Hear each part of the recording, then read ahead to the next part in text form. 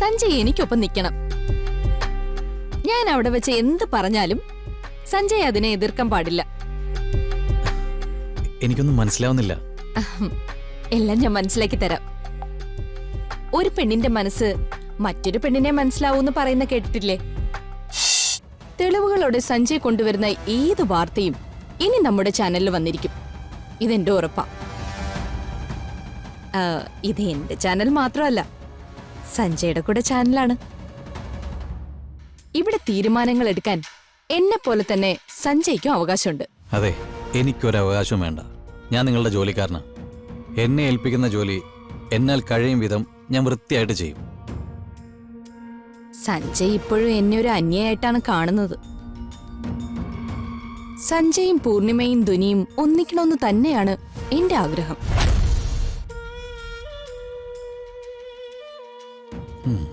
ശരി. സഞ്ജയ്, എന്താ സഞ്ജയ്ക്ക് എന്നെ വിശ്വാസം ഇല്ല അല്ലേ? ഒരു കാര്യം സത്യമാണ്, സഞ്ജയ്ക്ക് പൂർണിമയോടുള്ള സ്നേഹം പൂർണിമയുടെ മനസ്സിൽ സഞ്ജയോടില്ല. അതങ്ങനെയല്ല താര. പൂർണിമയുടെ മനസ്സിൽ എനിക്കുള്ള സ്ഥാനം എനിക്ക് നന്നായിട്ട് അറിയാം.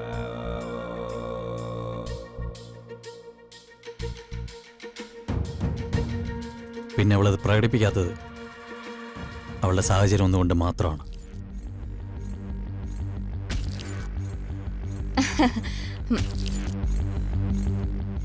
സഞ്ജയുടെ വിശ്വാസം അങ്ങനെയാണെങ്കിൽ അങ്ങനെ തന്നെ ഇരിക്കട്ടെ. പക്ഷേ അഷിത് നടത്തുന്ന പാർട്ടിക്ക് സഞ്ജയ് ഉണ്ടാവണം.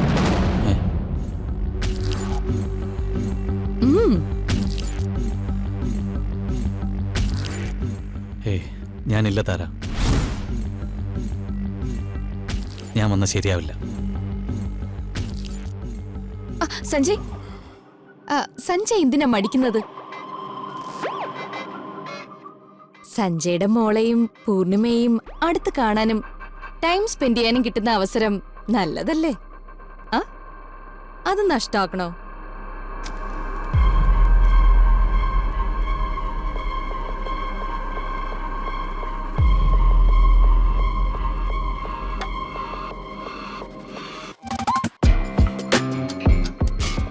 അവരെ കാണാനും ഒന്നിച്ച് സമയം ചെലവഴിക്കാനും ആഗ്രഹമില്ലാഞ്ഞിട്ടല്ല.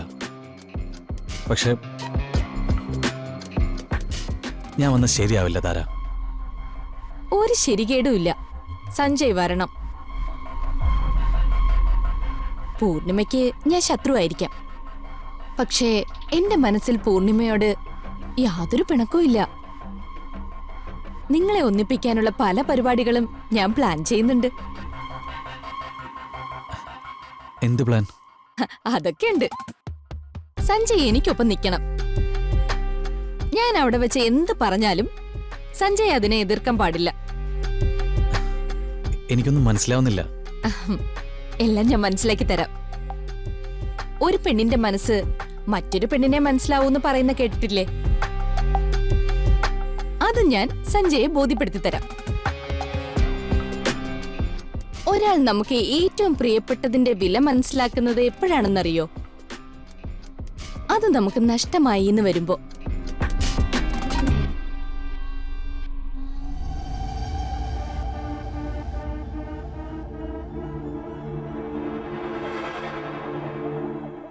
എത്ര മറച്ചു വെച്ചാലും ആ നിമിഷം ആ സ്നേഹം അവര് പുറത്ത് കാണിക്കും.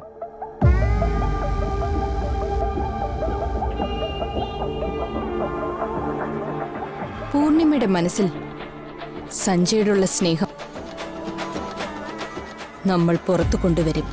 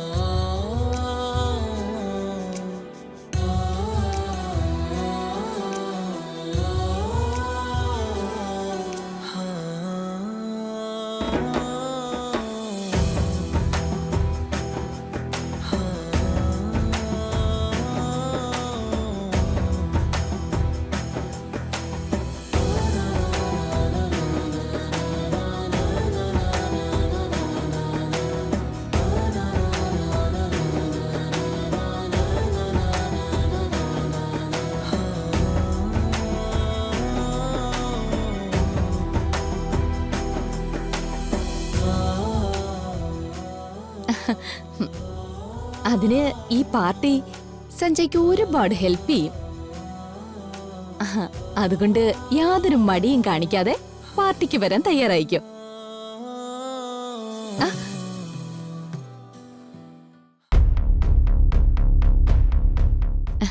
എന്റെ വാക്ക്.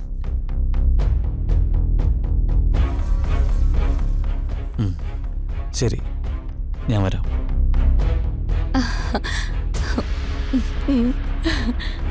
ശരി.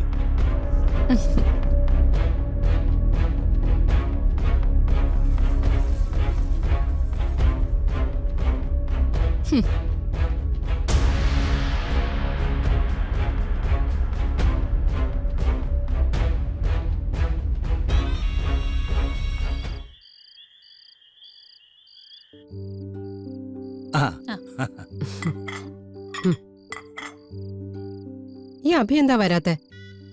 എടാ അഭി, കഴിക്കാൻ വാ മോനെ.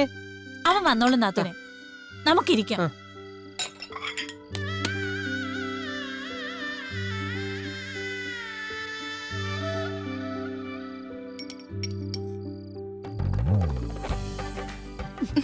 നോക്കിയിരിക്കാതെ കഴിക്കുവേണേ. എനിക്ക് വേണ്ടമ്മേ. ഈ പ്രായത്തിലെ പെൺകുട്ടികൾ നന്നായി ഭക്ഷണം കഴിക്കണം, എങ്കിലേ ആരോഗ്യം ഉണ്ടാവും. മതി, അല്ലെങ്കിൽ തന്നെ എനിക്ക് ആവശ്യത്തിന് തടിയുണ്ട്. അതൊന്നും സാരയില്ല. പെൺകുട്ടികൾക്ക് ഇത്തിരി തടിയുള്ളത് തന്നെയാ ഭംഗി, അല്ലേ നാത്തൂനെ? അതെ അതെ അതെ, അത് വല്ലതും ഇപ്പോ ഈ പ്രായത്തിലുള്ള പെൺകുട്ടികൾക്ക് പറഞ്ഞാ മനസ്സിലാവോ? ആ ഇരിക്ക്. അല്ല, ആരൊക്കെയാ ഇവിടുന്ന് ഇന്ദ്രപ്രസ്ഥത്തിലേക്ക് പാർട്ടിക്ക് പോകുന്നത്? പാർട്ടിയോ? അപ്പൊ നിങ്ങളാരും ഒന്നും അറിഞ്ഞില്ലേ? ഇല്ല. എന്ത് പാർട്ടിയുടെ കാര്യ നീ പറയുന്നത്? പറയടാ. ഇന്ദ്രപ്രസ്ഥത്തിൽ നിന്ന് ആരെങ്കിലും നിന്നെ വിളിച്ചായിരുന്നോ? എന്നെ ആരും വിളിച്ചില്ല. ഞാൻ കരുതി നിങ്ങളെല്ലാവരും കൂടെ എന്നെ ഒഴിവാക്കിയതായിരിക്കും. ദേ ചെറുക്ക, കളിക്കാതെ കാര്യം പറ. എന്താ കാര്യം? എന്റെ അമ്മേ, ആശു ചേച്ചി ജോലി കിട്ടിയതുകൊണ്ട് ഇന്ദ്രപ്രസ്ഥത്തിൽ വെച്ച് എല്ലാവർക്കും പാർട്ടി കൊടുക്കുന്നുണ്ടെന്ന്. ഞാൻ കരുതി നിങ്ങളെല്ലാവരും പോകുന്നുണ്ടായിരിക്കും.